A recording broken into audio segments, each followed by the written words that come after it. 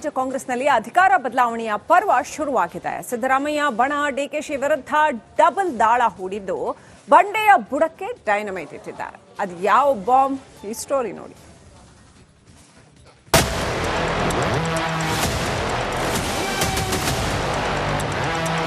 ಚುನಾವಣೆಯಲ್ಲಿ ಭರ್ತಿ 136 seat ಗೆದ್ದಾಯ್ತು. By election ನಲ್ಲೂ 3ಕ್ಕೆ 3 ಸ್ಥಾನವನ್ನ ಕೈವಶ ಮಾಡಿಕೊಂಡಾಯ್ತು. ಬಿಜೆಪಿ ಜೆಡಿಎಸ್ ಪಕ್ಷವನ್ನ ಗುಡಿಸಿ ಗುಂಡಾಂತರ ಮಾಡಿರೋ ಕಾಂಗ್ರೆಸ್ನಲ್ಲೇ ಈಗ ಕೋಲ್ಡ್ ವಾರ್ ಶುರುವಾಗಿದೆ. ಯಾರಿಗೆ ಸಿಎಂ ಗದ್ದುಗೆ ಅನ್ನೋ ಅಂತರ್ಯುದ್ಧ ಶುರುವಾಗಿದೆ. ಸಿದ್ದರಾಮಯ್ಯ ಸಿಎಂ ಕುರ್ಚಿಗೂ ಕಂಟಕವಂತ. ಡಿಕೆ ಶಿವಕುಮಾರ್ ಪಾಲಿಗಿಲ್ವಾ ಮುಖ್ಯಮಂತ್ರಿ ಪಟ್ಟ? ಶತಾಯ ಗತಾಯ 5 ವರ್ಷವೂ ಮುಖ್ಯಮಂತ್ರಿ ಸ್ಥಾನದಲ್ಲಿ ಸಿದ್ದರಾಮಯ್ಯರನ್ನೇ ಪ್ರತಿಷ್ಠಾಪಿಸಲು ಸಿಎಂ ಪಡ ಮುಂದಾಗಿದೆ. ಆದ್ರೆ ಕೆಲ ದಿನಗಳಲ್ಲೇ ಕೆಪಿಸಿಸಿ ಅಧ್ಯಕ್ಷ ಪಟ್ಟ ಕಳೆದುಕೊಳ್ಳಲಿರೋ ಡಿಕೆಶಿ ನನಗೆ ಸಿಎಂ ಸ್ಥಾನ ಬೇಕೇ ಬೇಕು ಅಂತ ಹಠಕ್ಕೆ ಬಿದ್ದಿದ್ದಾರೆ. ಹೀಗಾಗಿ ಕನಕಪುರ ಬಂಡೆ ವಿರುದ್ಧ ಸಿದ್ದರಾಮಯ್ಯ ಟೀಮ್ ಡಬಲ್ ದಾಳ ಉರುಳಿಸಿದೆ. ಸಿದ್ದರಾಮಯ್ಯ ಯಾವಾಗ ಬೇಕಾದರೂ ಸಿಎಂ ಸ್ಥಾನದಿಂದ ಕೆಳಗಿಳಿಯಬಹುದು ಎಂದ ಶಾಸಕ ಬಿಆರ್ ಪಾಟೀಲ್ ಮೊದಲ ದಾಳ ಉರುಳಿಸಿದ್ರು. ಈ ಮೂಲಕ ಮುಖ್ಯಮಂತ್ರಿಗಳ ಪರ ಇರೋ ಶಾಸಕರನ್ನ ಒಗ್ಗೂಡಿಸೋ ಕೆಲಸ ಮಾಡ್ತಿದ್ದಾರೆ. ಸಿಎಂ ಬದಲಾವಣೆ ಆಗಬೇಕು ಅಂತ ಇಲ್ಲ, 5 ವರ್ಷ ಇಲ್ಲ ಗೊತ್ತಿಲ್ಲ, ಹೈಕಮಾಂಡ್ ಬಿಟ್ಟದ ವಿಷಯ ನನಗೆ ಗೊತ್ತಿಲ್ಲ. ಸಿದ್ದರಾಮಯ್ಯನವರನ್ನ ಬದಲಾವಣೆ ಮಾಡಬೇಕಂತ ಯಾವ ಶಾಸಕನ ಮನಸ್ಸಿನಲ್ಲೂ ಕೂಡ ಇಲ್ಲ, ವಿಚಾರ ಪ್ರಸ್ತಾಪ ಆಗಿಲ್ಲ, ಎಲ್ಲ ಚರ್ಚೆ ಇಲ್ಲ. ಇನ್ನು 5 ವರ್ಷ ಇರಬೇಕು ಅಂತ ಬಯಸ್ತಾ ಇದ್ವಿ. ಅಂದ್ರೆ ಹೈಕಮಾಂಡ್ ಅವರು ತೀರ್ಮಾನ ತಗೊಂಡ್ರೆ ನಾವೇನು ಮಾಡೋಕ್ಕಾಗ್ತದೆ? ಅವ್ರ ಮೇಲೆ ಇನ್ನೂ ಜವಾಬ್ದಾರಿ ಜಾಸ್ತಿ ಕೊಡ್ಬೋದು ಸಿದ್ದರಾಮಯ್ಯನವ್ರ ಮೇಲೆ. ಒಂದೆಡೆ ಸಿಎಂ ಬದಲಾವಣೆಗೆ ಶಾಸಕರು ಒಪ್ತಿಲ್ಲ ಅನ್ನೋ ಸಂದೇಶವನ್ನ ಪಾಟೀಲ್ ಹೈಕಮಾಂಡ್ಗೆ ಕಳಿಸ್ತಿದ್ರೆ, ಮತ್ತೊಂದೆಡೆ ಸಿದ್ದರಾಮಯ್ಯ ಕೆಳಗಿಳಿದ್ರೆ ನನಗೂ ಗದ್ದುಗೆ ಏರುವ ತಾಕತ್ ಇದೆ ಅಂತ ಸಚಿವ ಸತೀಶ್ ಸಹ ಕುರ್ಚಿ ಮೇಲೆ ಟವಲ್ ಎಸೆದಿದ್ದಾರೆ. ಅಧ್ಯಕ್ಷ ಆಗ್ಲಿಕ್ಕೆ ಆಸೆ ಇದೆ, ಮಂತ್ರಿ ಆಗ್ಲಿಕ್ಕೆ ಆಸೆ ಇದ್ದೇ ಇದ್ದಾರೆ. ಆದರೆ ಅಂತಿಮವಾಗಿ ಪಕ್ಷ ನಿರ್ಧಾರ ಮಾಡಬೇಕು. ಪಕ್ಷ ತೀರ್ಮಾನವೇ ಅಂತಿಮ. ಹಿಂದಕ್ಕೆ ಸಿಎಂ ಮತ್ತ ಕೂಡ ಬಹಳಷ್ಟು ಓಡಾಡಿತು. ಈಗ ಅಧ್ಯಕ್ಷ ಅಂತ ಓಡಾಡ್ತಾ ಇದೆ. ಅದು ನಮ್ಮ ಉತ್ಸಾಹ ಅಷ್ಟೇ. ಅದು ಅಂತಿಮವಾಗಿ ಪಕ್ಷ ತೀರ್ಮಾನ ಮಾಡಬೇಕಾಯ್ತು, ಯಾರಿಗೆ ಮಾಡಬೇಕು, ಯಾರಿಗೆ ಮಾಡಬಾರ್ದು. ಒಂದೆಡೆ ಸಮಾವೇಶದ ಮೂಲಕ ಸಿದ್ದರಾಮಯ್ಯ ಶಕ್ತಿ ಪ್ರದರ್ಶನಕ್ಕೆ ಮುಂದಾಗಿದ್ರೆ, ಮತ್ತೊಂದೆಡೆ ಸಿಎಂ ಆಪ್ತರು ಹೈಕಮಾಂಡ್ ಮೇಲೆ ಪರೋಕ್ಷ ಒತ್ತಡಕ್ಕೆ ಮುಂದಾಗಿದ್ದಾರೆ. ಇದೆಲ್ಲ ಬೆಳವಣಿಗೆಯಿಂದ ಡಿಕೆಶಿ ಆಪ್ತರಲ್ಲಿ ಢವಢವ ಶುರುವಾಗಿದೆ. Bureau report, republic Kannada. ಪಕ್ಷದ ಸಮಾವೇಶ, ಹಿಂದುಳಿದ ವರ್ಗಗಳ ಸಮಾವೇಶ ಅಂತ ಸಿದ್ದರಾಮಯ್ಯ ಮನವರಿಕೆ ಮಾಡಿದ್ದಾರೆ. ಸಿದ್ದು ಗುದ್ದು, ಗೌಡರಿಗ ಆಪ್ತರಿಗ. ಹಾಸನ ಅಂದ್ರೆ ಅದು ಒಕ್ಕಲಿಗರ ಭದ್ರಕೋಟೆ. ಕಾಂಗ್ರೆಸ್ನಲ್ಲೂ ಪ್ರಬಲ ಒಕ್ಕಲಿಗ ನಾಯಕರು ಇದ್ದಾರೆ. ಆದಾಗ್ಯೂ ಕೂಡ ಸಿದ್ದರಾಮಯ್ಯ ಆ ಪ್ರದೇಶದಲ್ಲಿ ತಮ್ಮ ವರ್ಚಸ್ಸು ವೃದ್ಧಿಸಿಕೊಳ್ಳಲು ಹೊರಟಿದ್ದಾರೆ. ಇದು ಪಕ್ಷದಲ್ಲೇ ಇರೋ ಒಕ್ಕಲಿಗ ನಾಯಕರ ನಿದ್ದೆಗೆಡಿಸಿದೆ. ಸಿದ್ದರಾಮಯ್ಯ ಸಮಾವೇಶದ ಬಗ್ಗೆ ಡಿಕೆ ಶಿವಕುಮಾರ್ ಬಣ ಹೈಕಮಾಂಡ್ಗೆ ದೂರು ನೀಡಿದೆ. ತಮ್ಮದೇ ಬೆಂಬಲಿಗರು ಬರೆದ ಪತ್ರದ ಬಗ್ಗೆ ನನಗೇನು ಗೊತ್ತಿಲ್ಲ ಅಂತ ಡಿಸಿಎಂ ಡಿಕೆ ಶಿವಕುಮಾರ್ ಹೇಳಿದ್ರೆ, ಆ ಪತ್ರ ಫೇಕ್ ಇರಬಹುದು ಅಂತ ಯತೀಂದ್ರ ಸಿದ್ದರಾಮಯ್ಯ ಹೇಳಿದ್ದಾರೆ. ನನಗೆ ಅದು ಮಾಹಿತಿ ಇಲ್ಲ, ನನಗೇನು ಗೊತ್ತಿಲ್ಲ. ಬಟ್ ನನಗೆ ಚೀಫ್ ಮಿನಿಸ್ಟರ್ ತಿಳಿಸಿದ್ದಾರೆ, ಆ ಕಾರ್ಯಕ್ರಮ ಈ ರೀತಿ ಇವರೆಲ್ಲ ಮಾಡಕ್ಕೆ ಹೊರಟಿದ್ದಾರೆ ಅಂತ ಅವ್ರು ನನ್ನ ಗಮನಕ್ಕೆ ತಂದಿದ್ದಾರೆ. ಮಿಕ್ಕಿದ್ದು ನಾನು ಇರಲಿಲ್ಲ. ನಾನು ಅವರು ಭೇಟಿ ಮಾಡಿ 3-4 ದಿನ ಆಯಿತು. ನಾನು ಬಂದೆ ಇಲ್ಲಿಗೆ 3 ದಿನ ಆಯಿತು. ತಮಗೆ ಗೊತ್ತಿದೆಯಲ್ಲ, ಪಾರ್ಟಿ ಯಾವತ್ತೂ ಪ್ರೆಸೆನ್ಸ್ ಇದ್ದೇ ಇರ್ತದೆ.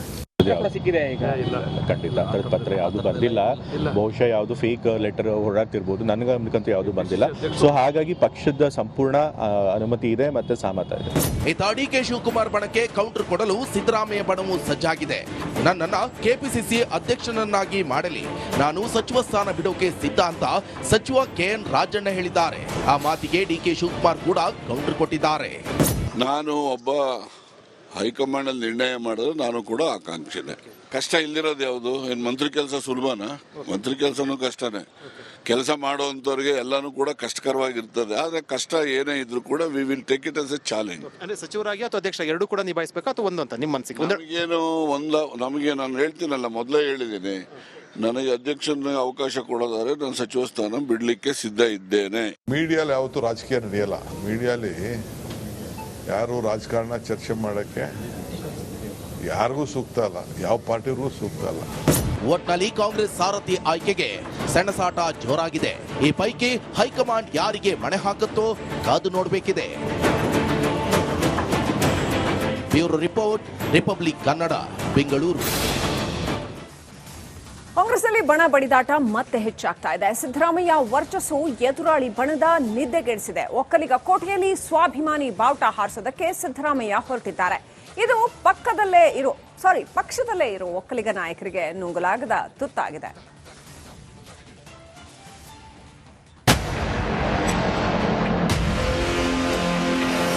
ನಾನು ಕೂಡ ಆಕಾಂಕ್ಷಿತೆ. ಮೀಡಿಯಲ್ಲಿ ಯಾವತ್ತೂ ರಾಜಕೀಯ ನಡೆಯಲ್ಲ. ಸ್ವಾಭಿಮಾನಿ ಸಮಾವೇಶಕ್ಕೆ ಗ್ರೀನ್ ಸಿಗ್ನಲ್. ಒಕ್ಕಲಿಗರ ಕೋಟೆಯಲ್ಲಿ ಸಿದ್ದು ಹಲ್ಚಲ್. ಸಿಎಂ ಕುರ್ಚಿ ಖಾಲಿ ಮಾಡಿಸಬೇಕು ಅನ್ನೋ ಎದುರಾಳಿಗಳಿಗೆ ಸಿದ್ದು ಟಕ್ಕರ್ ಕೊಡೋಕೆ ಅಣಿಯಾಗ್ತಿದ್ದಾರೆ. ಒಕ್ಕಲಿಗ ಕೋಟೆಯಲ್ಲಿ ಸ್ವಾಭಿಮಾನಿ ಬಾವುಟ ಹಾರಿಸುವ ಮೂಲಕ ಶಕ್ತಿಶಾಲಿ ಸಂದೇಶ ನೀಡಲು ಸಿದ್ದು ಟೀಮ್ ಸಜ್ಜಾಗಿದೆ. ಸಿದ್ದರಾಮಯ್ಯ ಹೆಜ್ಜೆಗೆ ಹೈಕಮಾಂಡ್ ಸಹ ಗ್ರೀನ್ ಸಿಗ್ನಲ್ ಕೊಟ್ಟಾಗಿದೆ. ದಾವಣಗೆರೆಯ ಸಿದ್ದರಾಮೋತ್ಸವ ಘಾಟಿಯಲ್ಲೇ ಸ್ವಾಭಿಮಾನಿ ಸಮಾವೇಶ ನಡೆಸಬೇಕು. ಅದರ ರೂಪುರೇಷೆ ಬಗ್ಗೆ ಹೈಕಮಾಂಡ್ಗೆ ಸಿದ್ದರಾಮಯ್ಯ ವಿವರಿಸಿಯಾಗಿದೆ. ಈ ಸಮಾವೇಶದಿಂದ ಜಿಲ್ಲಾ ತಾಲೂಕು ಪಂಚಾಯಿತಿ ಚುನಾವಣೆಗೆ ಅನುಕೂಲ ಆಗುತ್ತೆ. ಪಕ್ಷದ ಎಲ್ಲ ನಾಯಕರು ಸಮಾವೇಶದಲ್ಲಿ ಭಾಗಿಯಾಗ್ತಾರೆ. ಇದು ವ್ಯಕ್ತಿ ಸಮಾವೇಶ ಅಲ್ಲ, ಪಕ್ಷದ ಸಮಾವೇಶ, ಹಿಂದುಳಿದ ವರ್ಗಗಳ ಸಮಾವೇಶ ಅಂತ ಸಿದ್ದರಾಮಯ್ಯ ಮನವರಿಕೆ ಮಾಡಿದ್ದಾರೆ. ಸಿದ್ದು ಗುದ್ದು ಗೌಡರಿಗ ಆಪ್ತರಿಗ. ಹಾಸನ ಅಂದ್ರೆ ಅದು ಒಕ್ಕಲಿಗರ ಭದ್ರಕೋಟೆ. ಕಾಂಗ್ರೆಸ್ನಲ್ಲೂ ಪ್ರಬಲ ಒಕ್ಕಲಿಗ ನಾಯಕರು ಇದ್ದಾರೆ. ಆದಾಗ್ಯೂ ಕೂಡ ಸಿದ್ದರಾಮಯ್ಯ ಆ ಪ್ರದೇಶದಲ್ಲಿ ತಮ್ಮ ವರ್ಚಸ್ಸು ವೃದ್ಧಿಸಿಕೊಳ್ಳಲು ಹೊರಟಿದ್ದಾರೆ. ಇದು ಪಕ್ಷದಲ್ಲೇ ಇರೋ ಒಕ್ಕಲಿಗ ನಾಯಕರ ನಿದ್ದೆಗೆಡಿಸಿದೆ. ಸಿದ್ದರಾಮಯ್ಯ ಸಮಾವೇಶದ ಬಗ್ಗೆ ಡಿಕೆ ಶಿವಕುಮಾರ್ ಬಣ ಹೈಕಮಾಂಡ್ಗೆ ದೂರು ನೀಡಿದೆ. ತಮ್ಮದೇ ಬೆಂಬಲಿಗರು ಬರೆದ ಪತ್ರದ ಬಗ್ಗೆ ನನಗೇನು ಗೊತ್ತಿಲ್ಲ ಅಂತ ಡಿಸಿಎಂ ಡಿಕೆ ಶಿವಕುಮಾರ್ ಹೇಳಿದ್ರೆ ಆ ಪತ್ರ ಫೇಕ್ ಇರಬಹುದು ಅಂತ ಯತೀಂದ್ರ ಸಿದ್ದರಾಮಯ್ಯ ಹೇಳಿದ್ದಾರೆ. ನನಗೆ ಅದು ಮಾಹಿತಿ ಇಲ್ಲ, ನನಗೇನು ಗೊತ್ತಿಲ್ಲ. ಬಟ್ ನನಗೆ ಚೀಫ್ ಮಿನಿಸ್ಟರ್ ತಿಳಿಸಿದ್ದಾರೆ ಆ ಕಾರ್ಯಕ್ರಮ ಈ ರೀತಿ ಇವರೆಲ್ಲ ಮಾಡಕ್ಕೆ ಹೊರಟಿದ್ದಾರೆ ಅಂತ ಅವ್ರು ನನ್ನ ಗಮನಕ್ಕೆ ತಂದಿದ್ದಾರೆ. ಮಿಕ್ಕಿದ್ದು ನಾನು ಇರಲಿಲ್ಲ. ನಾನು ಅವರು ಭೇಟಿ ಮಾಡಿ 3-4 ದಿನ ಆಯಿತು. ನಾನು ಬಂದೆ ಇಲ್ಲಿಗೆ 3 ದಿನ ಆಯಿತು. ತಮಗೆ ಗೊತ್ತಿದೆಯಲ್ಲ, ಪಾರ್ಟಿ ಯಾವತ್ತೂ ಪ್ರೆಸೆನ್ಸ್ ಇದ್ದೇ ಇರ್ತದೆ. ಖಂಡಿತ ಅಂತರದ ಪತ್ರ ಯಾವುದು ಬಂದಿಲ್ಲ. ಬಹುಶಃ ಯಾವುದು ಫೇಕ್ ಲೆಟರ್ ಹೊರಡ್ತಿರ್ಬೋದು. ನನಗಂತೂ ಯಾವುದು ಬಂದಿಲ್ಲ. ಸೊ ಹಾಗಾಗಿ ಪಕ್ಷದ ಸಂಪೂರ್ಣ ಅನುಮತಿ ಇದೆ ಮತ್ತೆ ಸಹಮತ ಇದೆ. ಇತ್ತ ಡಿಕೆ ಶಿವಕುಮಾರ್ ಬಣಕ್ಕೆ ಕೌಂಟರ್ ಕೊಡಲು ಸಿದ್ದರಾಮಯ್ಯ ಬಣವು ಸಜ್ಜಾಗಿದೆ. ನನ್ನನ್ನ ಕೆಪಿಸಿಸಿ ಅಧ್ಯಕ್ಷನನ್ನಾಗಿ ಮಾಡಲಿ, ನಾನು ಸಚಿವ ಸ್ಥಾನ ಬಿಡೋಕೆ ಸಿದ್ಧ ಅಂತ ಸಚಿವ ಕೆಎನ್ ರಾಜಣ್ಣ ಹೇಳಿದ್ದಾರೆ. ಆ ಮಾತಿಗೆ ಡಿಕೆ ಶಿವಕುಮಾರ್ ಕೂಡ ಕೌಂಟರ್ ಕೊಟ್ಟಿದ್ದಾರೆ.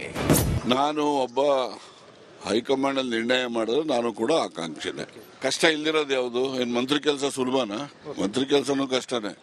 ಕೆಲಸ ಮಾಡುವಂತವ್ರಿಗೆ ಎಲ್ಲಾನು ಕೂಡ ಕಷ್ಟಕರವಾಗಿರ್ತದೆ. ಆದ್ರೆ ಕಷ್ಟ ಏನೇ ಇದ್ರು ಕೂಡ we will take it as A challenge. ಅಂದ್ರೆ ಸಚಿವರಾಗಿ ಅಥವಾ ಅಧ್ಯಕ್ಷ ಎರಡೂ ಕೂಡ ನಿಭಾಯಿಸಬೇಕು ಅಥವಾ ಒಂದು ಅಂತ ನಿಮ್ಮ ಮನಸ್ಸಿಗೆ? ನಮಗೆ ನಾನು ಹೇಳ್ತೀನಲ್ಲ, ಮೊದಲೇ ಹೇಳಿದ್ದೀನಿ, ನನಗೆ ಅಧ್ಯಕ್ಷನ ಅವಕಾಶ ಕೊಡೋದಾದ್ರೆ ನಾನು ಸಚಿವ ಸ್ಥಾನ ಬಿಡ್ಲಿಕ್ಕೆ ಸಿದ್ಧ ಇದ್ದೇನೆ. ಮೀಡಿಯಲ್ಲಿ ಯಾವತ್ತೂ ರಾಜಕೀಯ ನಡೆಯಲ್ಲ. ಮೀಡಿಯಲ್ಲಿ ಯಾರು ರಾಜಕಾರಣ ಚರ್ಚೆ ಮಾಡೋಕ್ಕೆ ಯಾರಿಗೂ ಸೂಕ್ತ ಅಲ್ಲ, ಯಾವ ಪಾರ್ಟಿಗೂ ಸೂಕ್ತ ಅಲ್ಲ. ಒಟ್ನಲ್ಲಿ ಕಾಂಗ್ರೆಸ್ ಸಾರಥಿ ಆಯ್ಕೆಗೆ ಸೆಣಸಾಟ ಜೋರಾಗಿದೆ. ಈ ಪೈಕಿ ಹೈಕಮಾಂಡ್ ಯಾರಿಗೆ ಮಣೆ ಹಾಕುತ್ತೋ ಕಾದು ನೋಡಬೇಕಿದೆ. Bureau report, republic Kannada, Bengaluru.